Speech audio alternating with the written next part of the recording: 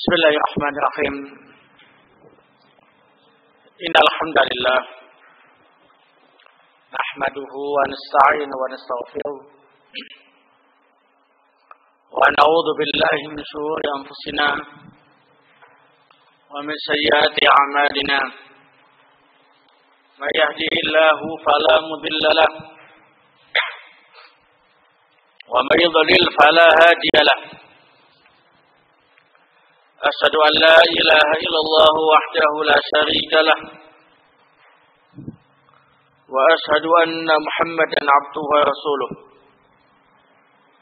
يا أيها الذين آمنوا اتقوا الله حق تقاته ولا تموتن إلا وأنتم مسلمون يا أيها الناس اتقوا ربكم الذي خلقكم من نفس واحدة وخلق منها زوجها وبث منهما رجالا كثيرا ونساء واتقوا الله الذي تساءلون به والأرحام إن الله كان عليكم رقيبا يا أيها الذين آمنوا اتقوا الله وقولوا قولا سديدا يصلح لكم أعمالكم ويغفر لكم ذنوبكم ومن يطع الله ورسوله فقد فاز فوزا عظيما. أما بعد فإن أصدق الحديث كتاب الله تعالى وخير الهدي هدي محمد صلى الله عليه وعلى آله وسلم وشر الأمور محدثاتها وكل محدثة بدعة وكل بدعة ضلالة وكل ضلالة في النار. Ikhwana fillah a'azakumullah, kita lanjutkan kajian hadis yang ke-22. Al-haditsu tsani wal 'ishrun. Al-ma'u tahur. Air itu suci dan bisa dipakai untuk bersuci.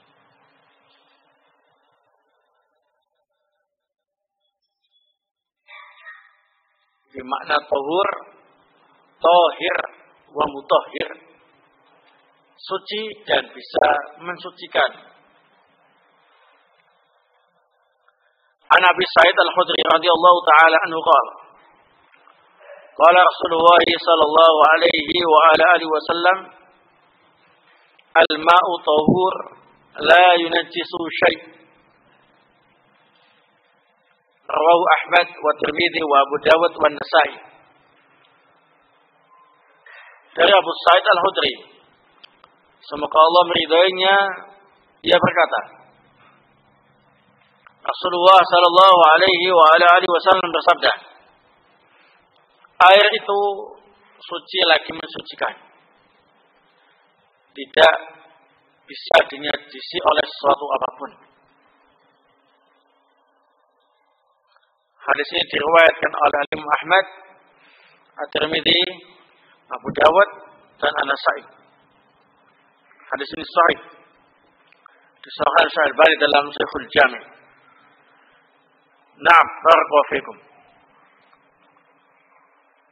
Hadis ini terkait dengan babut thaharah. Bab yang berkaitan dengan bersuci.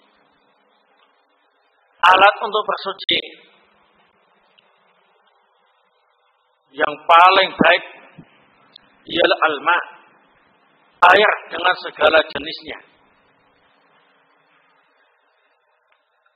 Air hujan, air sungai, air laut, air sumur, air telaga, dan yang sejenisnya. Nah, para ulama menjelaskan bahwasanya air itu tidak keluar dari dua jenis. Ini pendapat ar-rajih dalam masalah pembagian air.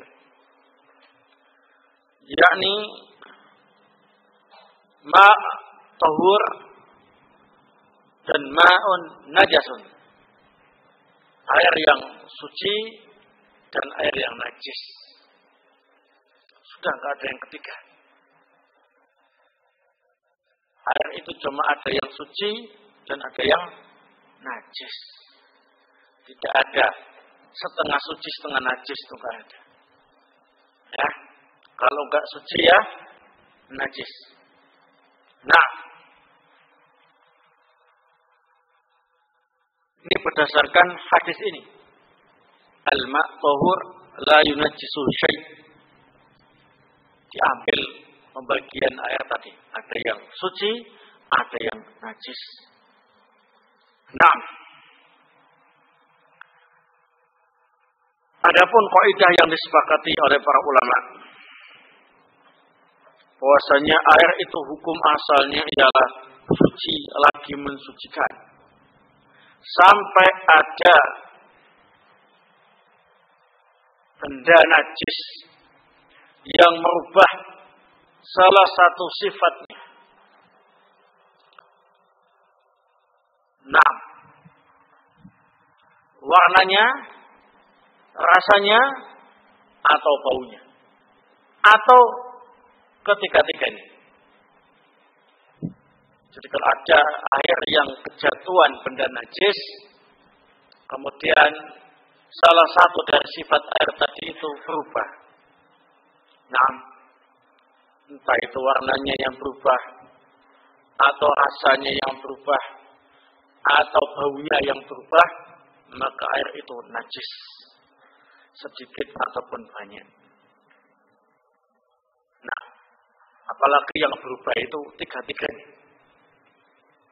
Nah, salah satunya saja sudah menyebabkan air tadi najis, apalagi tiga sifat air tadi berubah secara total. Sedikit ataupun banyak. Adapun kalau ada air yang kejatuhan benda suci, nah,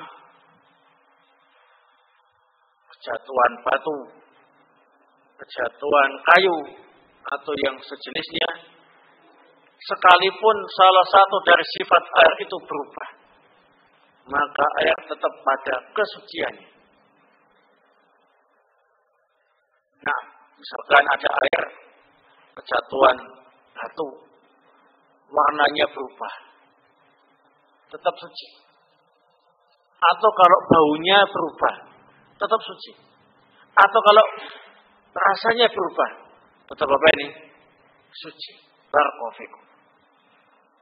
Nah, kadzalika. Ini kaidah singkat tetapi termasuk kaidah yang paling kuat di antara pendapat-pendapat para ulama yang lain tentang masalah air, ya. Hukum asal air apa? Suci.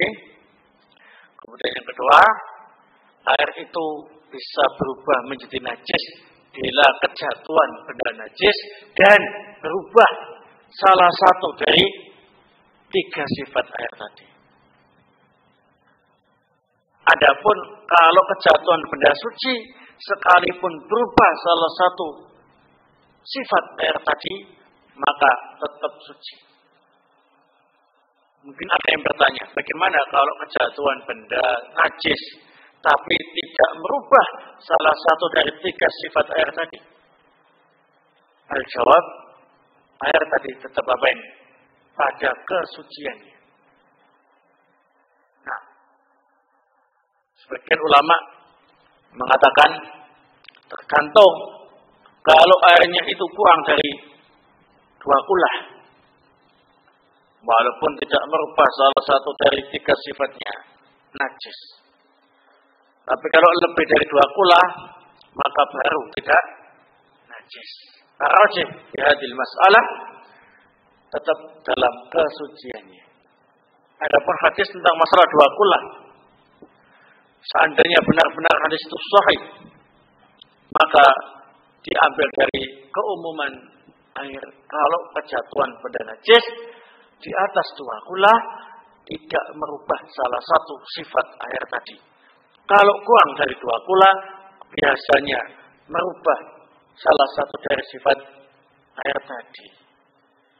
Tapi kalau ternyata kurang dari 2 kula, kejatuhan benda najis, dan ternyata tidak merubah salah satu dari 3 sifat air tadi, maka tetap pada kesuciannya. Al-ma'u tahur la yunajjisuhu syai'un.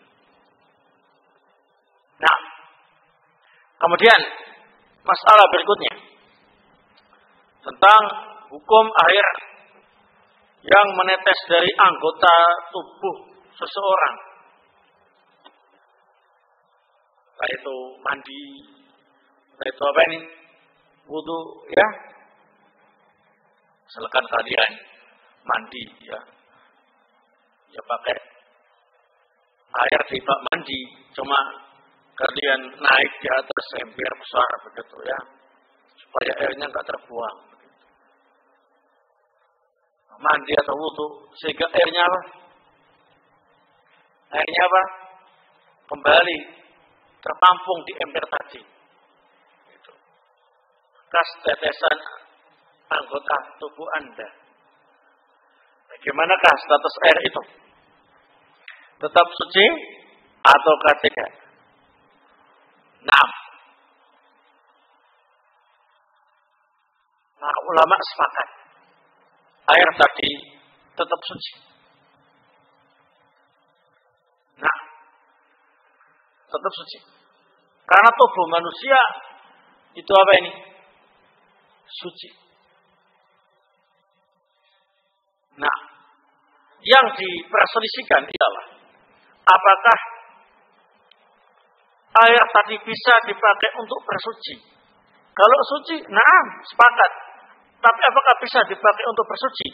Entah itu untuk berwudu atau sejenisnya.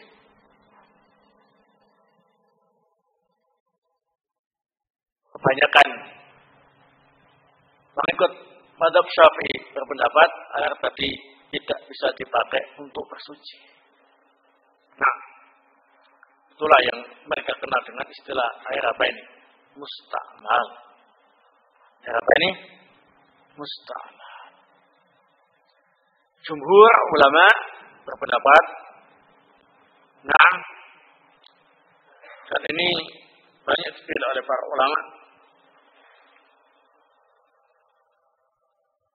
air tadi kalau dihukumi suci, maka sudah semestinya bisa dipakai untuk apa ini? Bersuci. Tidak ada istilah air yang suci kemudian tidak bisa dipakai untuk apa ini? Bersuci. Al-ma'u tahur. Tahur itu artinya suci dan bisa dipakai untuk apa ini? Bersuci. Apa dalil Anda mengatakan air itu suci tapi tidak bisa dipakai untuk bersuci? Mana dalilnya? Kalau main perasaan, wah rasanya jijik ya. Masa berwudu, ya sisa tetesan teman kita, ya kan, yang ditampung di ember. Nah,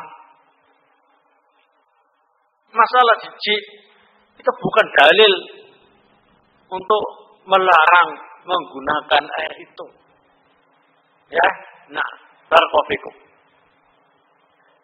Kalau memang Anda jijik, ya sudah, nggak usah dipakai. Tapi Anda tetap mengatakan air bersuci dan bisa dipakai untuk apa ini?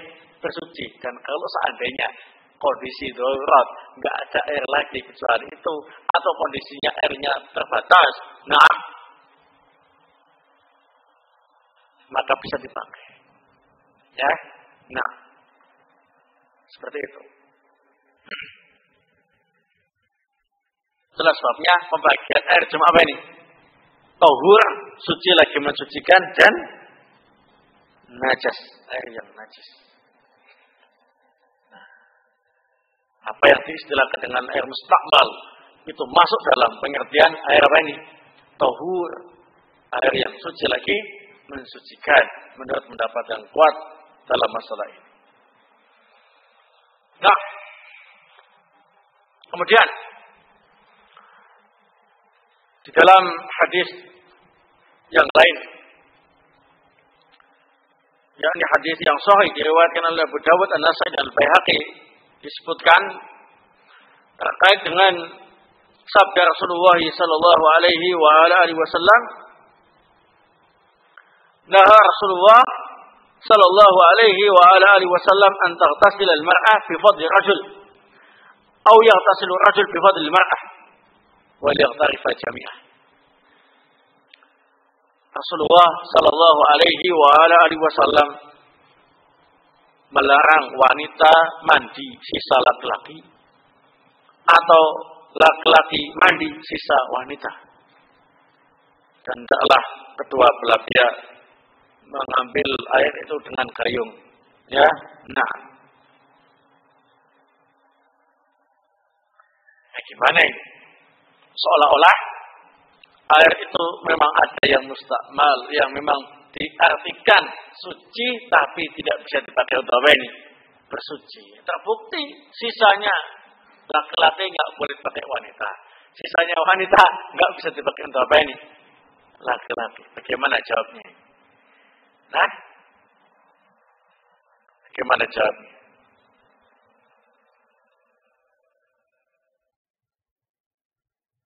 Para ulama dalam masalah ini mereka berusaha untuk mengkompromikan dengan hadis yang kita baca tadi itu, al-ma'u tahur la yunajjisu syai'. Al-Imam Al-Khattabi rahimahullah mengatakan larangan itu khusus bila mana airnya jatuh dari tetesan anggota badan yang mandi tadi itu. Dan wanita yang mandi haid atau mandi janabat, laki-laki yang mandi janabat, kemudian tetesannya dipakai untuk apa ini? Mandi janabat atau haid. Itu yang dilarang. Adapun kalau air sisa yang diember atau yang dibak mandi tetap suci lagi apa ini? Mensucikan. Kemudian yang kedua, para ulama mengkompromikannya dengan cara bahwasanya itu an-nahyu litanzih, larangan yang sifatnya tanzih. Boleh dipakai. Suci lagi mensucikan, tapi ahsan pakai yang lain saja kalau mandi, ya, tidak menggunakan tetesan-tetesan atau sisa yang dipakai oleh wanita, ya, atau laki-laki dipakai oleh wanita, ya, barakallahu. Masalah air tetap, ya, suci lagi mensucikan. Tapi masalah sebaiknya cari yang lain, itulah yang dikuatkan oleh kebanyakan para ulama. Allah Ta'ala bisawab. Kalau ingin tuntas pembahasan masalah almiyah, ya bahas dalam kitab fikih, ya. Tapi yang jelas ringkasannya cuma itu saja. Ringkasannya apa ya? Cuma itu saja. Qala al-ma'alif rahimahullah al-hadits ats-tsalits wal 'ishrun. Hadis yang ke-23. Su'rul hirah.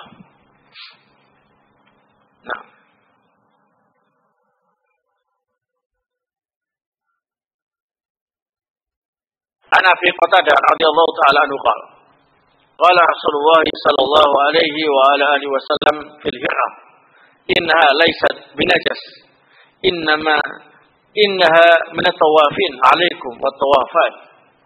Rawahu Malik wa Ahmad wa ahlu sunan al-arba'.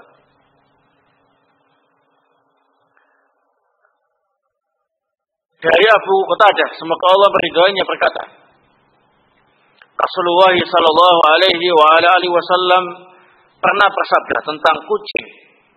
Ya, itu kucing. Kucing itu tidak najis.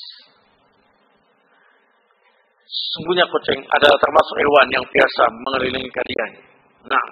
Dan berkumpul bersama kalian.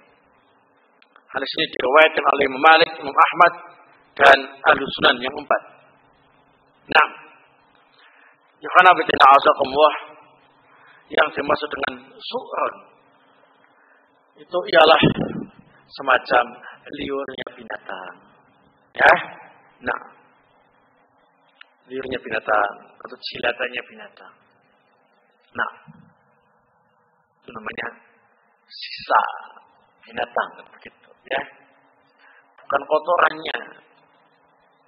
Kalau kencingnya kucing najis ya. Kemudian kotoran kucing yang keluar dari tuburnya itu dia najis. Ya. Nah, seperti itu. Adapun yang dikatakan suci di sini ialah tubuhnya kucing. Ya. Kalian pegang suci. Termasuk liurnya kucing. Suci. Misalkan minuman kalian dijilat kucing, maka minumannya kalau seandainya baunya berubah, tetap apa ini? Suci. Karena yang menjilat itu ialah kucing. Nah, kata Dika. Atau mungkin kalau tangan kalian dijilat kucing, nah, ya jilatan kucing tadi apa ini? Suci. Tidak najis. Barakallahu. Kalau ada yang bertanya, bukankah kucing itu suka makan tikus? Atau suka makan bangkai? Dan lain sebagainya. Kenapa kok diberi kekhususan kucing ini su'rnya atau liurnya atau jilatannya ya? Nah, kok suci ya? Nah, padahal biasanya makan yang kotor-kotor tadi itu. Barakallahu. Itulah yang disebut dengan al-masyaqqah tajlibut taisir. Kondisi yang sulit bisa mendatangkan kemudahan. Karena kucing itu biasa mendekati kita, bergaul dengan kita, sulit dipisahkan dari kehidupan manusia. Sehingga kalau seandainya jilatan-jilatan kucing itu najis, tentunya kita akan mengalami banyak apa ini? Kesulitan untuk menjaga rumah kita, ya menjaga makanan kita, ya menjaga barang-barang kita dan lain-lain sebagainya milik kita, ya kan? Nah, setiap hari kita bersihkan. Nah, barakallahu. Kenapa? Najis kena kucing, ya. Padahal kucing seliwer, ya, mengelilingi kita. Barakallahu. Dalam syariat ada istilah apa ini? Al-masyaqqah tajlibut taisir. Kondisi-kondisi yang menyulitkan itu biasanya ada kemudahan. Seperti ini. Kucing, kalau kita lihat mengelilingi kita, yang sulit bagi kita untuk mengurus diri kita dan barang kita, seandainya liurnya kucing itu najis. Tapi ternyata alhamdulillah dengan adanya kemudahan, ya, liur kucing itu dikatakan suci. Ya, innaha laisat binajas, innaha minat tawafin alaikum wa tawafa. Nah, kemudian permasalahan hewan, ikhwanabitina azakumullah, ada yang memang najis, ya, baik ketika masih hidup, apalagi sudah mati. Seperti anjing, ya, ketika masih hidup ataupun sudah mati itu liurnya najis, ya. Nah, ada lagi yang ketika masih hidup, nah, suci, ya. Tapi kalau sudah mati, nah, menjadi najis. Seperti kucing ini. Ya. Nah, kucing nggak boleh dimakan. Kalau matinya mati apa ini? Dibangkai. Ya. Nah, COVID.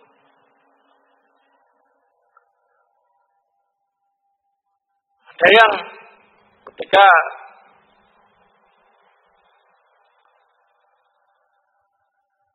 hidup suci, termasuk juga ketika mati masih suci, ya, tapi tidak boleh dimakan. Nah, ini hewan-hewan yang termasuk hasarat yang tidak memiliki cara yang mengalir, ya, nyamuk, lalat, ya, apalagi itu sangka-sangka itu ya, kecoa dan sebagainya itu, ya. itu baik ketika masih hidup atau sudah mati itu tidak najis. Zatnya itu ya. Tapi nggak boleh kita makan ya. Nah, mau makan lalat, atau kecoa, nah, ya. Ada yang ketika masih hidup suci, ya, nah, dan bisa dimakan kalau disembelih seperti binatang ternak, ya, nah. Ada yang ketika masih hidup dan mati tetap suci, baik disembelih ataupun tidak. Nah, seperti belalang, ikan di laut, ya. Nah, barakallahu.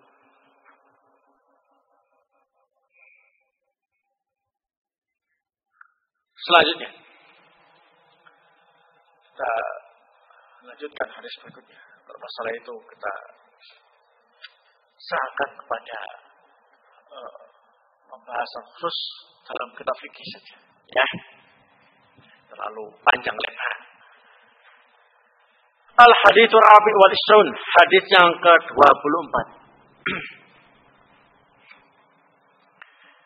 Min mukaffiratidz dzunub, perkara-perkara yang bisa menghapus dosa.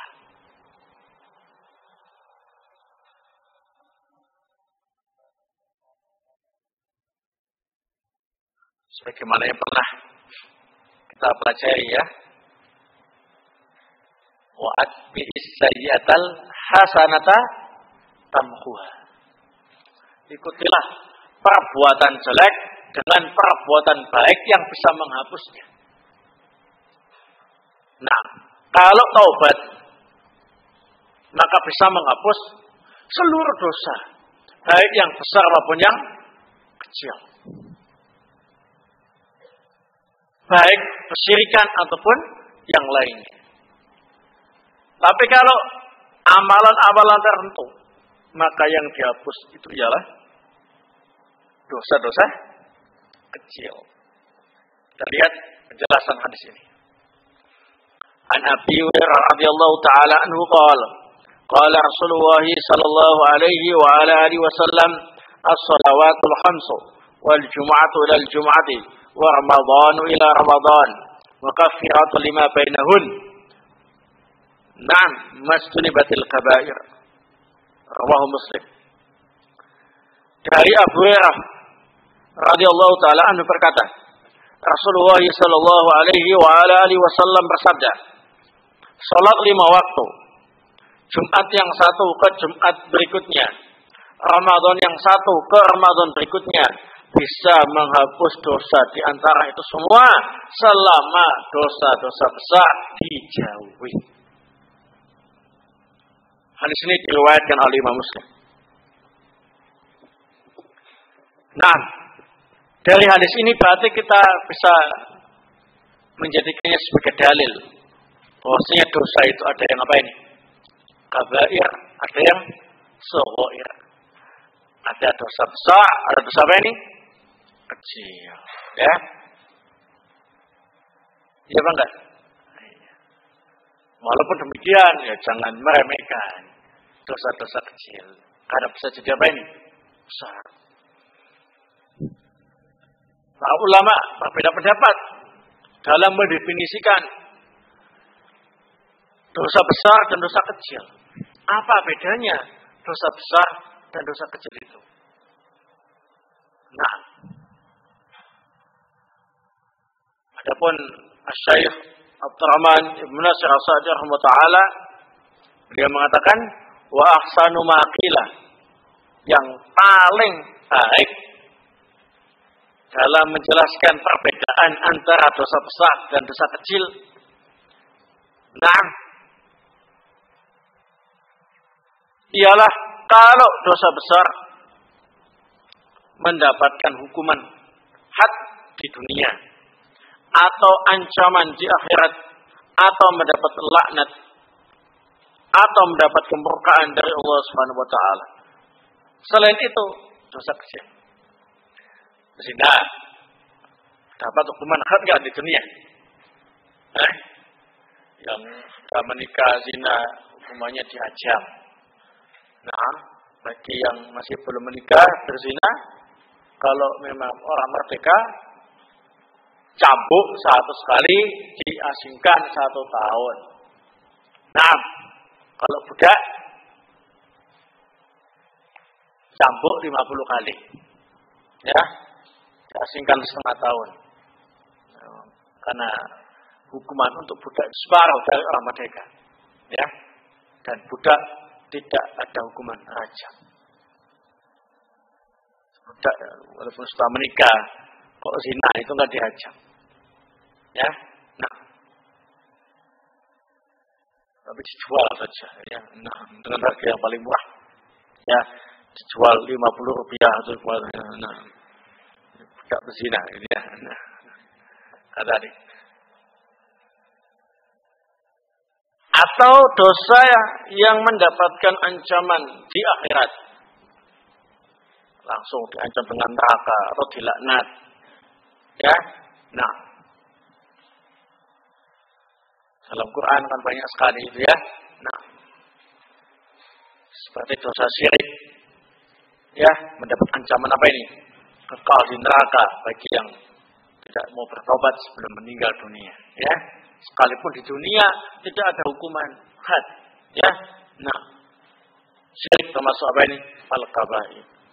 Adapun dosa-dosa yang lain, ini larangan-larangan syariat yang lain yang tidak ada, itu semua namanya dosa apa ini? Kecil, ya. Nah, mungkin kesulitan, kasih contoh, ya. Nah, memang sengaja dipersulit biar tidak dicari-cari. Nah, ada juga yang mengatakan kalau dosa besar, nah,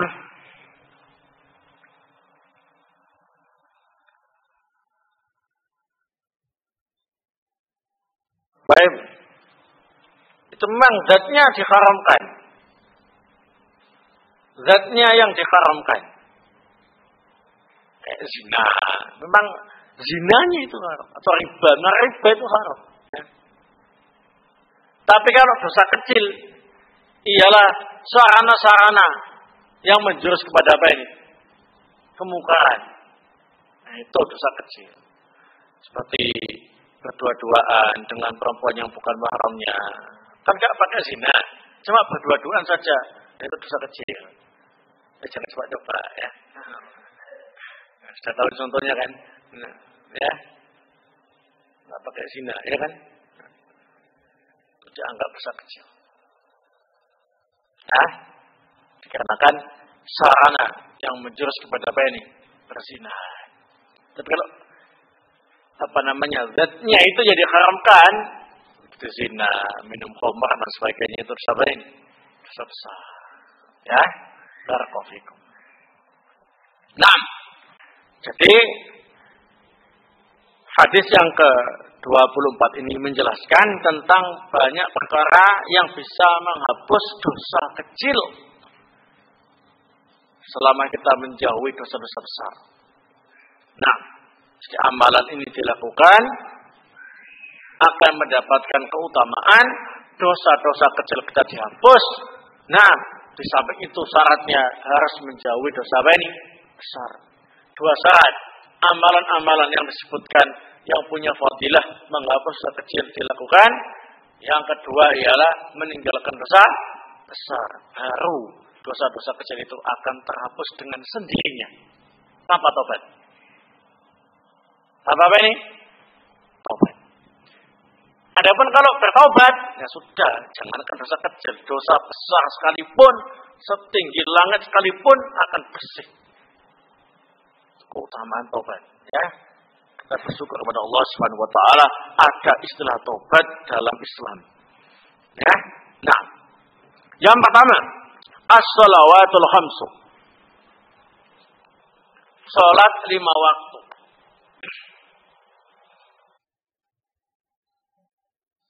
Ini menghapus dosa-dosa kecil antara sholat yang satu dengan sholat yang lain. Misalkan sholat subuh, ya, habis sholat subuh kok melakukan dosa kecil, ya. Terus sholat zuhur, nah, di antara sholat subuh sama sholat duha tadi dosa kecilnya apa ini? Dihapus. Sholat duhur melakukan dosa kecil lagi, sholat asar lagi, ya dihapus antara duhur sama asar. Habis sholat asar melakukan dosa kecil lagi, ya. Nah, sholat maghrib maka antara asar sama maghrib dosa-dosa kecilnya apa ini? Dihapus. Begitu seterusnya. Hal ini diperkuat dengan hadis yang lain riwayat Al-Imam Al-Bukhari wa Muslim dari sahabat Abu Hurairah radhiyallahu taala anhu. Rasulullah sallallahu alaihi wa alihi wasallam bersabda, "Ara'aitum law anna naharan bi babi ahadikum yaghtasilu fihi kulla yawmin 5 marrat hal yabqa min darani syai'?" Bagaimana pendapat kalian kalau di depan pintu rumah kalian itu ada sungai yang mengalir, kemudian kalian mandi di situ sehari 5 kali, apakah ada sisa kotoran di tubuhnya? Mandi 5 kali ya. Nah, mandi kalau 2 kali saja sudah bersih, ya kan? 3 kali tambah bersih, 4 kali, masya Allah bersih, 5 kali super bersih. Siapa yang mandinya sampai 5 kali sehari? Pastilah penampilannya, masya Allah, ya. Nah, seger, bersih, ya. Nah, beliau melanjutkan sabdanya. Nah, ketika para sahabat menjawab, qalu la yabqa min darani syai'. Wahai Rasulullah, enggak ada kotoran tubuhnya yang tersisa. Mandinya sampai 5 kali soalnya, ya. Qala fadzalika mathalus shalawatil khamsi yamhu Allahu bihinnal khotoya. Itulah permisalan keutamaan salat 5 waktu. Allah menghapus dengan salat 5 waktu itu kesalahan-kesalahan. Kesalahan kecil, ya. Nah, dengan syarat dosa besar dijauhi. Dosa besar dijauhi. Tapi kalau dia sholat, ya zina. Sholat, ya mencuri. Sholat, ya berjudi. Sholatnya tidak berkhasiat. Menghapus dosa-dosa kecilnya. Karena disebutkan dalam hadis tadi itu, nah, idza tunibatil kabair atau mastunibatil kabair, selama dosa besar dijauhi. Paham ya? Selanjutnya, wal jum'atu ila jum'ati.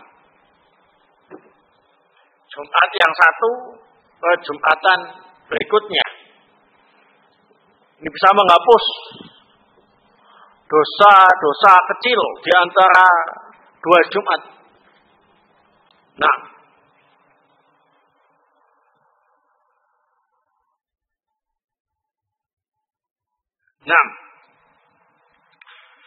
ini kalau memang benar-benar Jumatan, ya.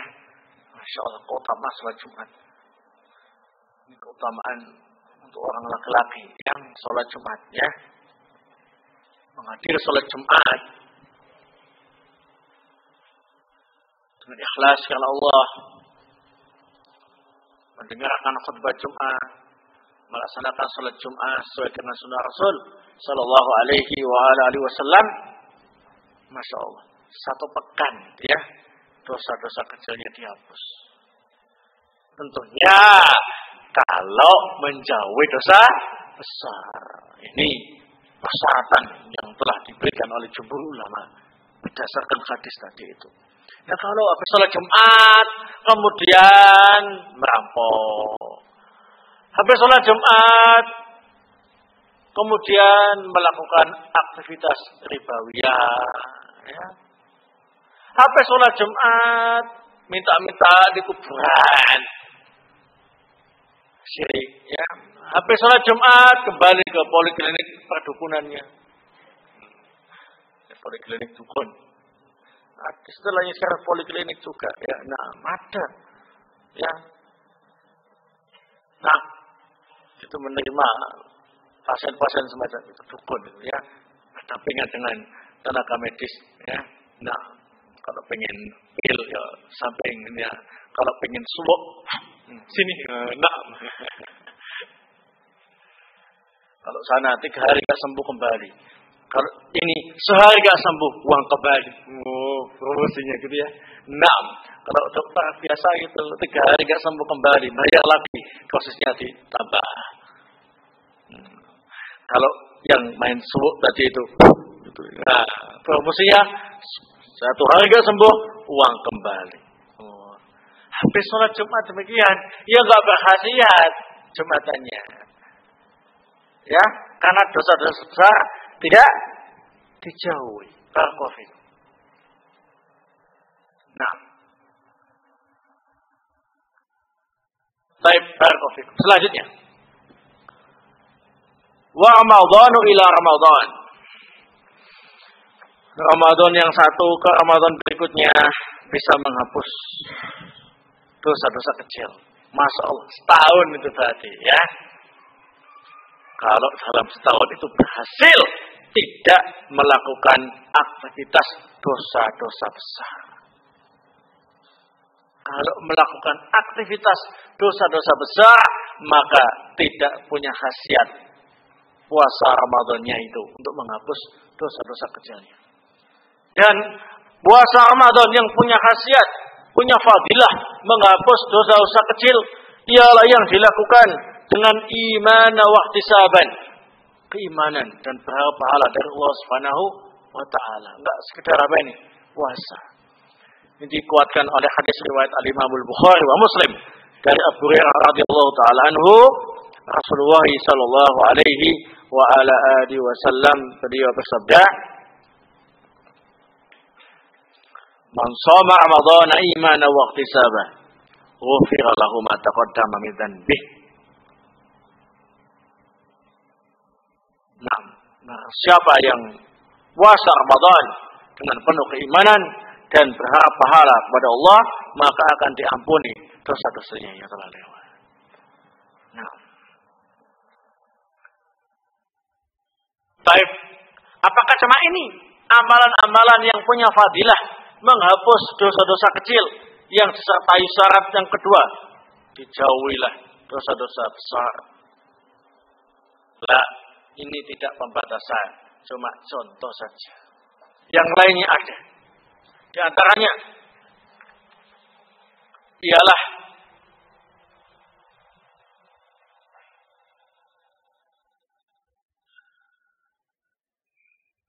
wudu dengan sifat wudu Nabi sallallahu alaihi wasallam, kemudian salat 2 rakaat.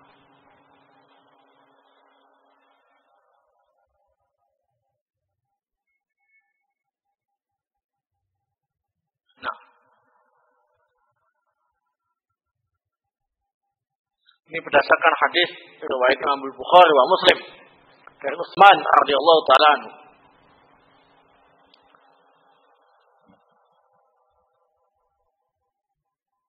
Rasulullah bersabda, "Man tawaddaa nahwa wudu'i hadza." Barang siapa yang berwudu seperti wudu saya ini, tsumma shalla raka'ataini, kemudian salat 2 rakaat, la yuhaddisu fihi ma nafsahu, dia tidak kemudian membicarakan masalah-masalah yang bisa mempengaruhi kebaikan hatinya, ghufira lahu ma taqaddama min dzanbihi, maka akan diampuni dosa-dosanya yang telah lewat. Masya Allah, wudu sesuai dengan sifat wudu Nabi sallallahu alaihi wa ala alihi wasallam. Ya, apalagi disebut dalam riwayat yang lain, dosa-dosanya itu apa ini? Larut dalam tetesan-tetesan air wudu, ya, mukanya, tangannya, dan lain sebagainya, kakinya, ya. Nah, tentunya kalau menjauhi dosa-dosa apa ini besar. Kalau enggak, ya sudah, enggak berkhasiat. Kemudian yang lainnya,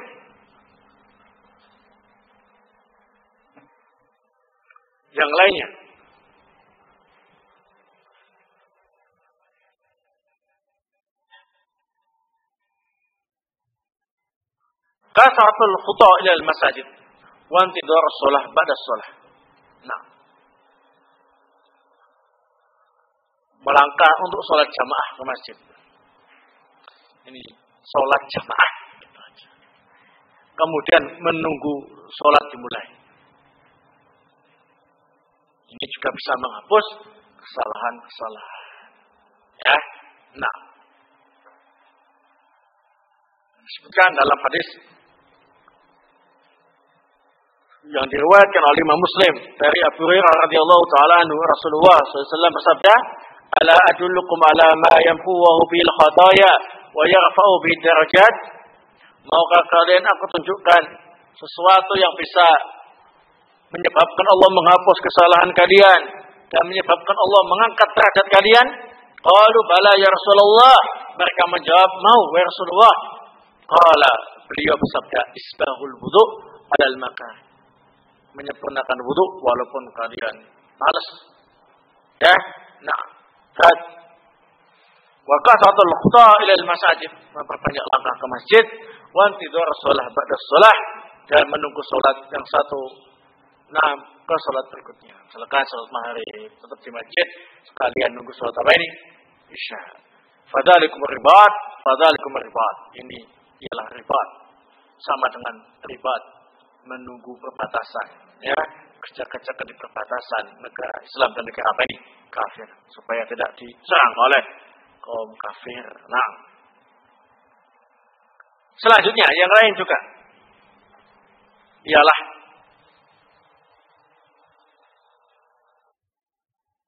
haji yang mabrur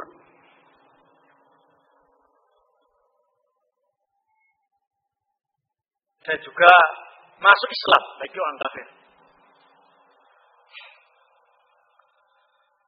Berdasarkan hadis riwayat Imam Muslim dari Amr bin Al-As dari Nabi sallallahu alaihi wasallam, "Innal Islama yahdimu ma kana qablahu, wa innal hijrata tahdimu ma kana qablaha, wa innal hajja yahdimu ma kana qablah." Sesungguhnya Islam itu menghancurkan semua dosa-dosa sebelumnya. Jadi orang masuk Islam, semua dosa selama kafirnya tadi itu dihapus. Masya Allah, ya. Nah, ada juga yang lebih ringan dari itu, yaitu membaca Subhanallah wa bihamdih, ya, 100 kali. Subhanallah wa bihamdih 100 kali. Subhanallah wa bihamdi 100 kali. Ini benar-benar sabda Rasul, bukan buatan kiai. Ya, atau buatan. Nah, hitungan 100 kali memang ada nasnya. Ya. Nah, jangan ragu, ada nasnya. Subhanallah wa bihamdi 100 kali. Khasiatnya ialah dosa-dosa kecil Anda akan dihapus sekalipun seperti buih di lautan yang banyak itu, ya.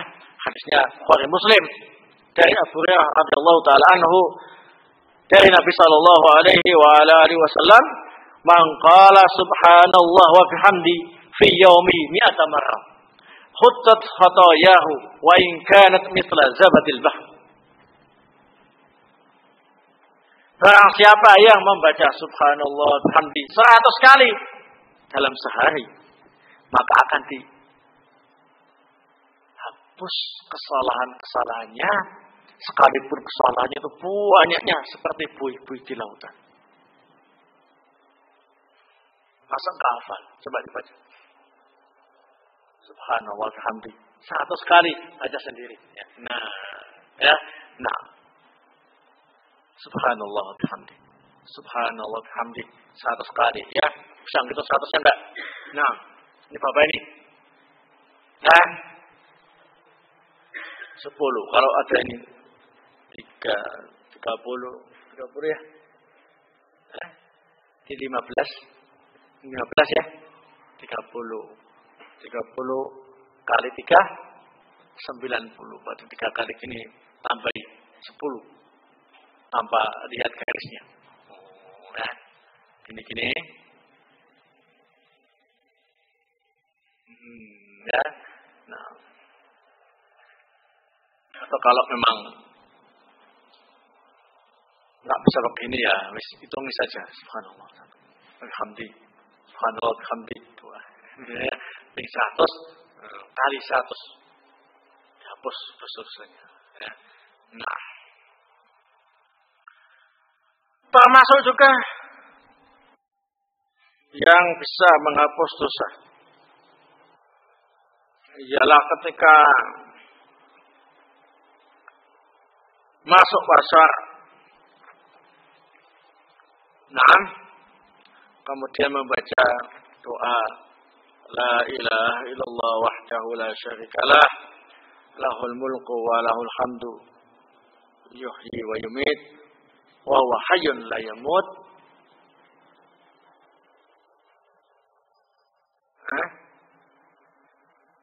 Biyadil khair wa huwa ala kulli syai'in qadir. Nah, la ilaha illallah wahdahu la syarikalah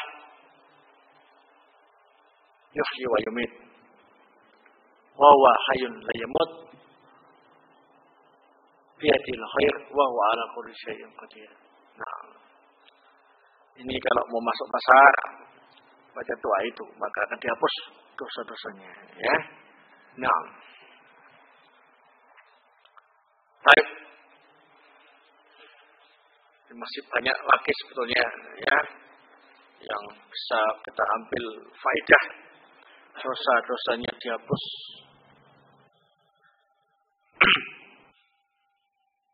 Termasuk juga umrah, ya.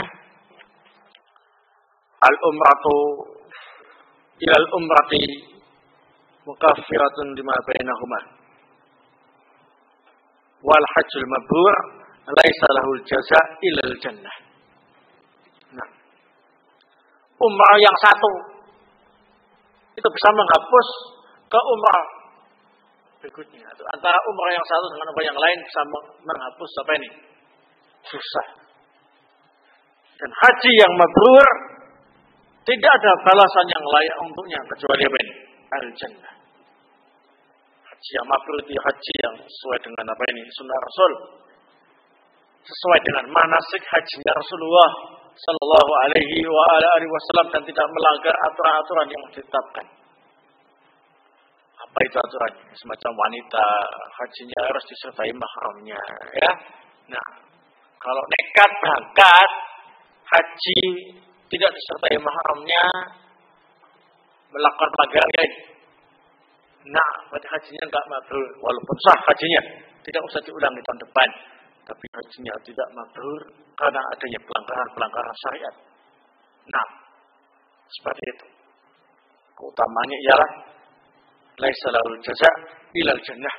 Tidak ada yang berhak untuk dia kecuali apa ini? Jannah. Baik, barakallahu. Sekali lagi, adapun kalau tobat, ya, kalau tobat jangan ragu, ya, dan bimbang. Tobat itu senjata yang paling ampuh untuk menghapus seluruh dosa, baik itu dosa kecil maupun dosa yang besar, sekalipun sampai menempel atap langit, ya.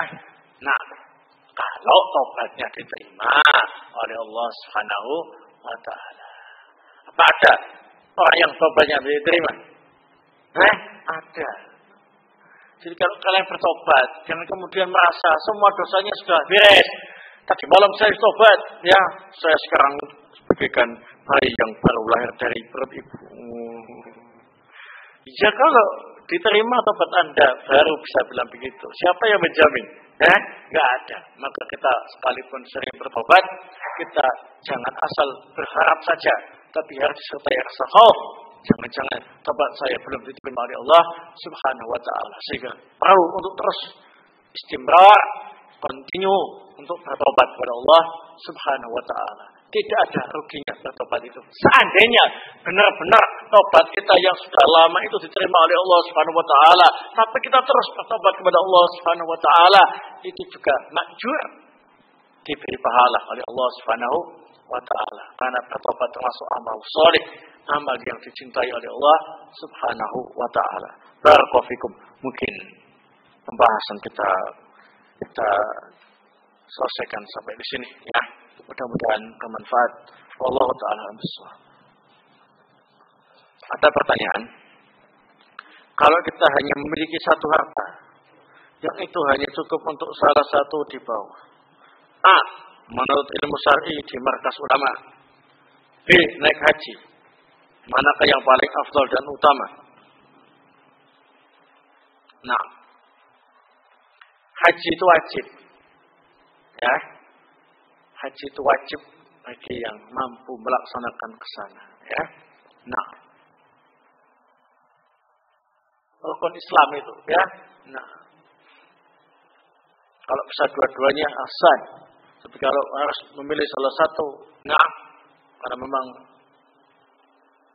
dia belum naik haji, wajib haji baginya, ya. Nah, dia pilih haji untuk melaksanakan kewajiban, ya. Nah, barakallahu fikum. Tapi kalau dia punya pandangan, ya, masih ada kesempatan untuk haji, ya, setelah menimba ilmu di markas besar para ulama, nah, ahsan. Tapi kalau nggak punya pandangan yang menjanjikan semacam itu, dia dihadapkan dua pilihan, tentunya dipilih yang paling wajib bagi dia saat itu. Ya, dia wajib melaksanakan ibadah haji. Barakallahu fikum.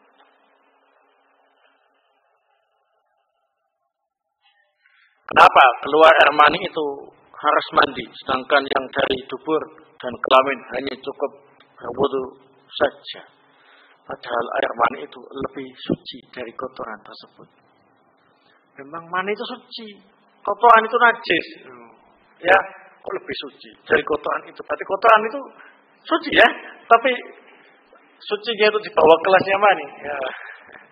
Air mani itu suci, enggak najis.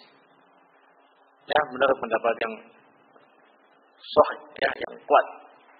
Kotoran kita baik yang cair ataupun yang kental itu ya, nah, najis itu ya, ittifaq dengan kesepakatan para ulama. Jangan tanya semacam ini, kok ini begini, kok ini begitu, ya sudah aturan, terima saja. Ya, jangan banyak komentar. Nah, barakallahu fikum. Hikmah yang terkandung dari itu semuanya, wallahu ta'ala bisawab, seandainya kita tidak tahu, ya. Nah, pasti ada hikmah. Jangan seperti orang Mu'tazilah. Orang Mu'tazilah itu mengatakan tidak semua syariat punya hikmah. Ahlussunnah wal Jamaah punya keyakinan semua syariat Allah Subhanahu wa taala itu mengandung hikmah, baik yang kita ketahui ataupun yang tidak kita ketahui. Orang Mu'tazilah mengatakan tidak semua syariat Allah memiliki hikmah. Nah, yang ada hikmahnya ya ada, yang tidak ya tidak. Kok bisa bilang demikian? Yang ada itu yang mereka mampu untuk mencananya. Yang enggak mereka mampu langsung mereka itu putus asa, langsung diputuskan. Ini berarti tidak ada hikmahnya. Dipikir-pikir sampai bertahun-tahun tambah tumpul. Ya, kesimpulannya para hadirin sekalian, yang ini tidak ada hikmahnya. Itu Mu'tazilah, ya. Nah, kalau Ahlussunnah wal Jamaah dipikir-pikir belum ketemu. Wah, Allah yang lebih tahu hikmah ini semuanya. Pasti kalau Allah menghendaki akan disingkapkan sebagian tabir hikmah dari syariatnya melalui orang-orang yang mungkin lebih alim darinya. Ya, nah, barakallahu fikum. Jika kita dalam keadaan safar, kemudian tiba sholat 4 rakaat, kita berniat sholat jamaah dengan imam mukim, dan ternyata kita datang sebagai makmum masbuk, dan kita hanya mendapati 1 rakaat terakhir setelah imam salam. Apa kita menyempurnakan sholat menjadi 4 rakaat atau hanya 2 rakaat?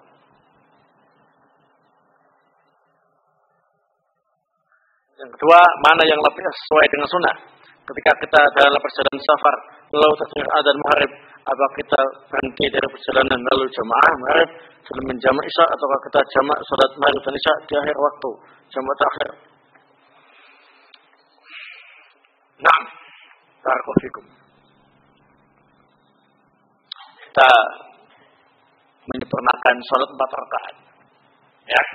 Nah.